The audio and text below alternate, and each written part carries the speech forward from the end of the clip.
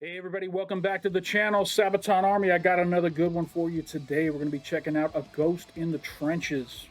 This song was requested by Renis Tora and Ben. Whoever Ben is, hey, shout out to Renis Tora and Ben.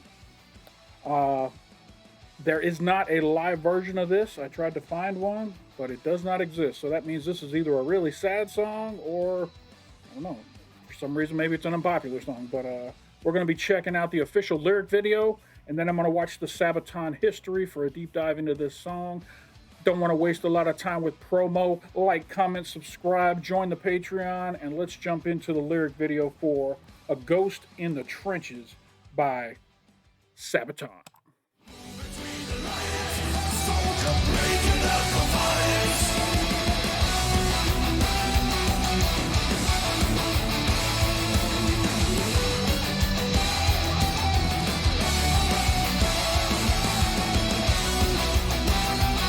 Before this song kicks off, I've been noticing Sabaton's been dropping a whole lot of new lyric videos recently. So I might have to go back and do some deep dives on those earlier songs that I never did deep dives on, like Bismarck or maybe 82nd All the Way, Night Witches. Those songs may have to go back and do some new videos with some deep dives into those songs. So let me know if you guys want to see that. Here we go.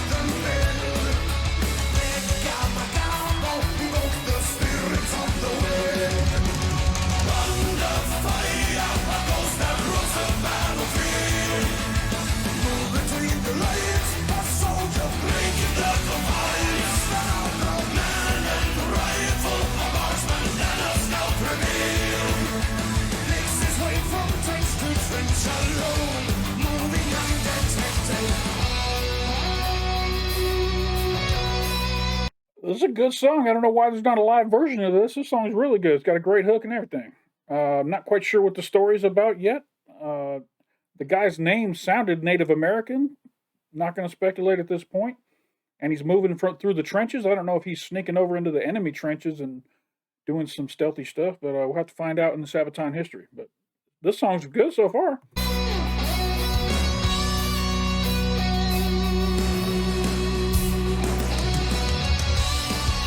Sorry, I missed that. Canadian, huh? He was born native in the Shawanaga First Nation, where his name was Binasawi. Binaswi, the wind that blows off.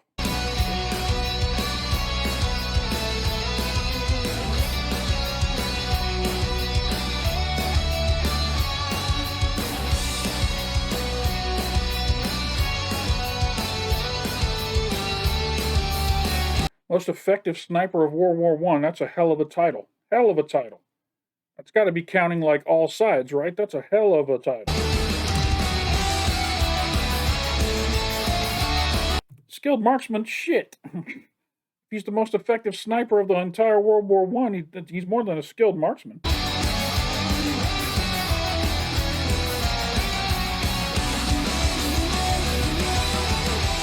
Wait a minute. That wasn't his kill count, right? Let me go back. He was credited with 378 kills? Jesus. Wow. Wow. That's like those numbers aren't even like realistic. I got to think the guy in second place was like at 50. That's a huge number. Wow.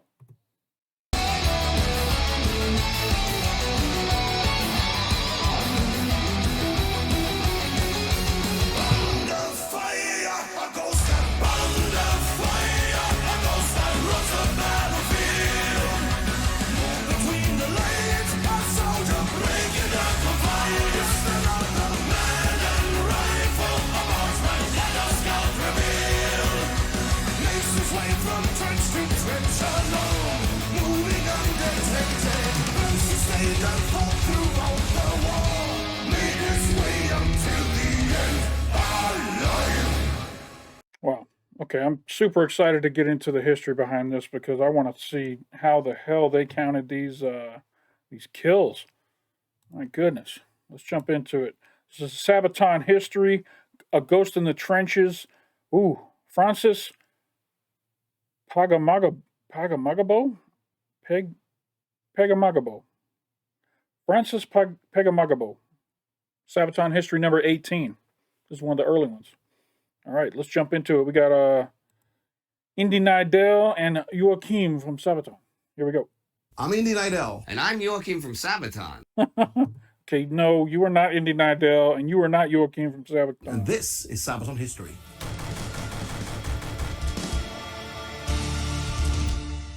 The modern sniper came from World War I. And our song, Ghost in the Trenches, is about the greatest sniper of the Great War. Raid after raid, men charged straight into the fire, laying their lives down for a few feet of ground. It is a costly and destructive tactic. Some men have found out that a single shot can be more efficient than a hail of bullets when directed from a sniper's sight. Like ghosts, they sweep across the trenches with deadly precision. The modern concept of the sniper, like so many other concepts of modern war, was born during the Great War, more or less from day one in 1914. Is this what the trenches of World War I look like now? Is he standing in one of the trenches that's now been grown over and overrun with trees? And wow, I think he is. That looks like a bunker back there behind him. Now, there had, of course, been soldiers tasked with skillfully taking out the enemy before that. In fact, the English term sharpshooter dates back to the Napoleonic Wars and appears in print for the first time in an article in the Edinburgh Advertiser from 1801. That, in turn, seems to be a literal translation of the German Scharfschütze that dates back to at least 1781. You see, the Bavarians and Austrians of the time are already deploying skilled hunters to take out selected individuals in the enemy line. Given the range and quality of their front-loaded guns and the nature of war being mostly advancing formations over open ground, they're still doing this pretty much in direct sight though. It's the development of better guns and more importantly better scopes that enables the terrifying sudden death from far, far away by a single shot. And in 1914, the Germans pioneered the improved tactic by, again, employing skilled hunters, but now equipped with strong binoculars and high-precision sights. Although their guns are at first of average quality, ranging effectively roughly 300 meters, they are soon equipped with the Mauser G98 rifle with a 1 kilometer or about 3,000 foot effective range. As hunters, they are not only skilled shots though, but also experts in patiently waiting out their enemy from a camouflaged position. As the war bogs down into the trenches, these killers soon become a feared and very effective threat. At the time, an average German sniper racks up 40 kills before he is unlucky enough to have his position vaguely estimated so he can be eliminated by a barrage of artillery shells coming down on him and anything that happens to be anywhere near him. With a 40-to-1 kill rate, it doesn't take long for the Allies to copy the German tactic, so that most units in the trenches on both sides are accompanied by one or several sharpshooters with long-range guns, precision scopes, trained in the art of camouflage, lightning-fast visual analysis, and extreme gun accuracy. Men that will have to leave the relative safety of the trenches, crawl into no man's land, or even sneak into or behind the enemy lines to deliver death and gather intelligence.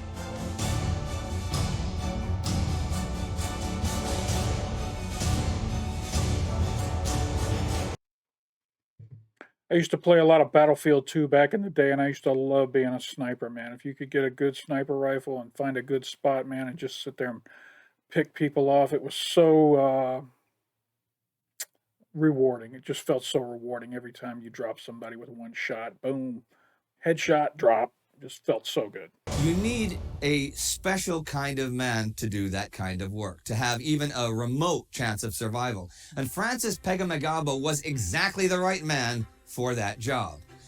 He was indeed remarkable in many ways. To start with, he was a Canadian Aboriginal, which meant that he was treated as a second-class citizen in his own country. Or rather, not a citizen at all, as Canada at the time did not grant citizenship to people of tribal native descent. It's unclear on what exact date he was born, but it was sometime around March 8th, 1889, on a reservation now known as Shawanga First Nation. The newborn Francis is discovered next to his dead mother, who has apparently died giving birth to him. He grows up in an adopted family, who are part of the Parry Island Band, now the Wasauksing First Nation.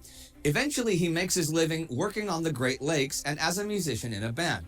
While a sailor, he's given a small leather pouch as a protective talisman, and the story goes that his belief in its protective powers is what will soon propel him to superhuman feats on the battlefields of France. But when you look at his whole life story and how he seems to have overcome extreme adversity from the very first day of his life, it's more likely that the talisman only reinforced a natural ability to face danger, adventure, and adversity with almost nonchalant resolve. And then the war breaks out. The recruiters of the Canadian Army. That might be one of the happiest group of people I've ever seen signing up to go to war. Look at those guys. They look thrilled. Woo, we're going to war. Woo! Are not really that keen on enlisting men from the native tribes, even turning away volunteers at times. But Francis has his eyes firmly set on joining the war and enlists immediately. By August 20th, 1914, Francis Pegamagabo is heading for Valcartier, Quebec, the training base for Canadian soldiers bound for Europe.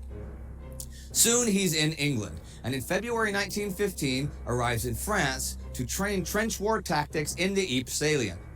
Immediately when deployed at the actual front, 2 months later, he's confronted with the first German gas attacks. Now, arriving in the trenches, one of which you see behind me, was by any standards a shocking experience. The constant fear of death from artillery fire, snipers, mines, bombardment from the sky, and then there was the all-out hellish experience of going over the top to face the enemy's wall of gunfire. Most soldiers did what they had to do to survive and follow orders. Many soldiers broke down or were killed before they could even decide what to do. And then there were a few men like Francis Pegamagabo that seemingly found themselves at home and went far beyond the call of duty at immense personal risk. It turns out that Francis has an uncanny skill of being able to slip through and between the trenches unnoticed. His eyesight is exceptional and his marksmanship is excellent, so he's assigned as the battalion sniper. Now, snipers in this war are also used to run messages between headquarters in divided trenches, gather intelligence close to the enemy line, and carry out other dangerous missions in no man's land. But Pegamagabo seems to be seeking out immediate personal danger as a thrill. At night, he sneaks into the German trenches to stand silently beside the enemy watchposts, just to slip away again unnoticed. He even enters the sleeping quarters of the German soldiers to cut off pieces of the uniforms they're actually wearing as they sleep. Now let that sink in for a bit. The place he is in. There are a lot of great movies out there about snipers. Let me know what your favorite sniper movie is. The first ones that come to mind, believe it or not, there was a movie called Sniper. That was really good. The first one, at least. I want to say Billy Zane and Tom Berenger. That might be the wrong name. Pretty good sniper movie. There's a Jack Ryan movie called oh God, what's it called? Give me a second. I'll edit. It's called Clear and Present Danger, And there's a really great sniper scene in that movie where they are auditioning snipers to join this team that's going to go down into South America and do some raids on drug lords. Great scene. I just was reminded of it here when he was talking about how sneaky they are, being able to sneak in between the trenches and over to the enemy trenches.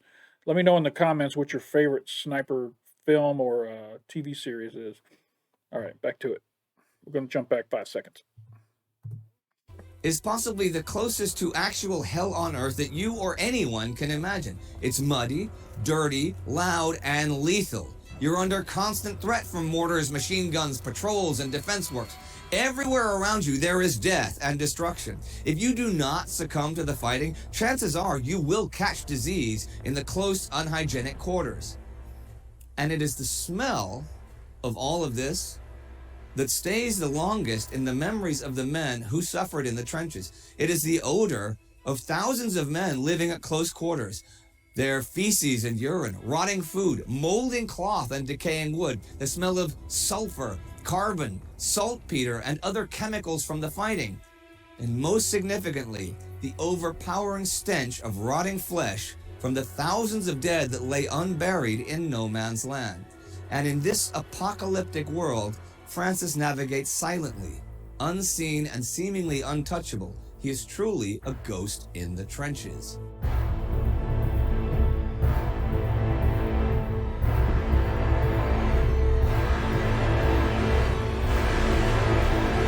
As 1915 passes into 1916, he continues to restlessly stalk his enemy. His incredible service doesn't go unnoticed. On August 26, 1915, he is promoted to Lance Corporal. Now, that's not an unremarkable thing considering his actions, but it is a remarkable thing when you consider his origins. Remember, back home, he's not even a Canadian citizen. But the war is the great equalizer. Soldiers are rated by their peers and superiors on their courage under fire and their actions in battle. Lance Corporal Francis Pegamagabo's service is impeccable, and in March 1916, he is recommended for the Distinguished Conduct Medal. He carried messages with great bravery and success during the whole of the action at Ypres, Festubert, and Givenchy. In all his work, he has consistently shown a disregard for danger, and his faithfulness to duty is highly commendable. Although he does not receive this, the second highest award for gallantry in the British Army, he is part of the first group of 78 Canadian soldiers awarded the military medal. He himself believes that he is protected by the spirits, and until the end of 1916, this seems to be true, but eventually, even Francis gets touched by reality. It's a leg wound that will keep him out of action for many months well into 1917. Most soldiers would welcome this opportunity to stay away from the war for a bit, but Francis is not most soldiers, and he wants back to the front. At first, they will not let him, but he starts a campaign of letter writing to convince his superiors to return him to active duty, and he's back in the front lines by May. The ghost in the trenches continues haunting the German lines throughout the summer of 1917, and in the fall, he fights at Passchendaele. Here, he is again commended for his exceptional work maintaining contact with units on the flanks and for guiding lost relief units, earning him his second military medal. But by now, the war is starting to take a toll, even on Francis. Try to imagine it. By now, his short stay in the hospital accepted, he's been fighting more or less constantly for close to 3 years. He has taken sight of hundreds of enemy soldiers through his scope, enlarged enough so that he can see their facial features, maybe even the last light in their eyes just before he kills them with a shot to the head. Surely he did what most soldiers do, justify it to himself with the lives he saved on his own side. Most certainly he must have had a capacity to compartmentalize and objectify. I'm going to have to edit the crap out of this video. There's too many dead bodies. Yeah, great. Have fun in editing, Ryan. The enemy to cope with the killing. Probably he was able to overcome the stress by an unusual love for adrenaline kicks, but for how long can you keep that up? And how long can your body sustain this pressure? The answer for Francis is 3 years. At Christmas time, he is diagnosed with pneumonia and sent into convalescence until May 1918, but he returns to service working through the summer of 1918. By now, he is showing signs of what in 2019 would be called post-traumatic stress disorder. He's becoming insubordinate and gets cited for disciplinary problems, but he continues service over the summer, sniping and running messages at, among others, the Second Battle of Arras, where he earns the second bar on his military medal. This is his commendation. During the operations on August 30th, 1918 at Oryx Trench near Upton Wood, when his company were almost out of ammunition and in danger of being surrounded, this NCO went over the top under heavy machine gun and rifle fire and brought back sufficient ammunition to enable the post to carry on and assist in repulsing heavy enemy counterattacks. Wow. But Francis is now more of a ghost of himself than anything else, and by early November, he is sent to England suffering exhaustion psychosis. When only days later the war ends, he is discharged back to Canada. I don't know how this story ends, but I hope he recovers from his PTSD. I hope it's not a horrible ending. He ends the First World War as one of only 37 Canadian soldiers to receive 2 bars on his military medal, and is the most highly decorated Aboriginal soldier in Canadian history. He is credited with 378 sniper kills, which is more than anyone else from any country in the First World War, and he captured over 300 prisoners.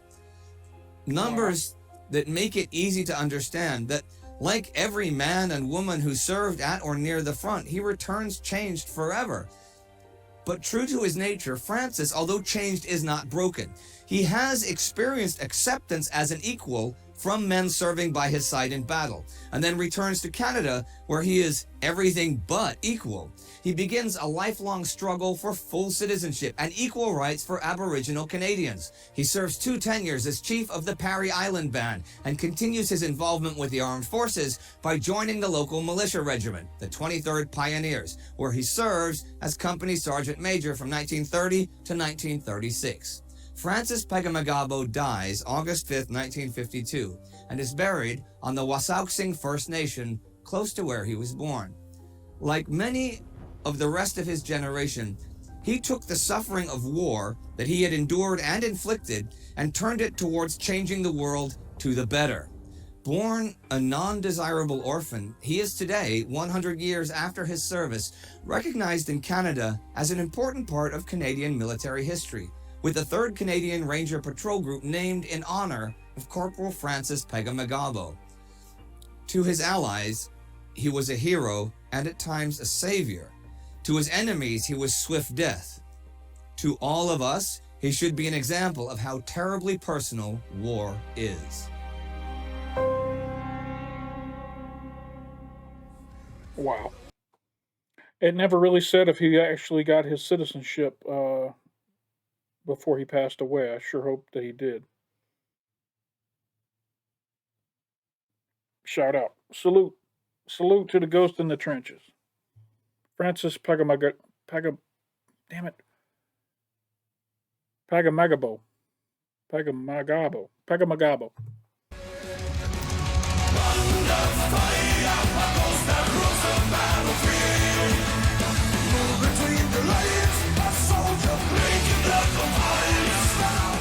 And now over to our roving reporters Indy Nidell and Joachim from Sabaton at Verdun. Thanks, Indy. Thanks, Joachim. Yes, that's right. We are here in the trenches, in some actual World War I trenches. Joachim, over to you. These guys are goofy, man, but I like it. They're my kind of goofy. Well, at the end of every album production, when we're writing the lyrics and everything, there's always 1 or 2 songs left that we can't find the perfect story for. For us, it's really important that the music and the lyrics match. That's cool. And this song, really, we couldn't find anything until you came to our rescue. Me? Yes, we were actually a bit desperate. Okay. And we were scouring the internet. We came across an amazing episode on the Great War about Francis Pegamagabo, a ghost in the trenches. Of course, the hero of Ghost in the Trenches. Yeah.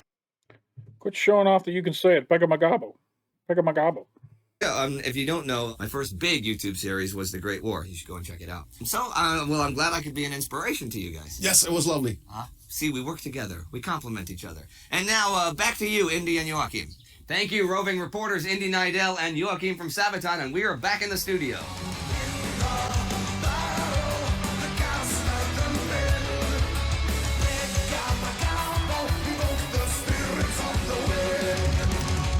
Okay, Ghost in the Trenches, Francis Pegamagabo.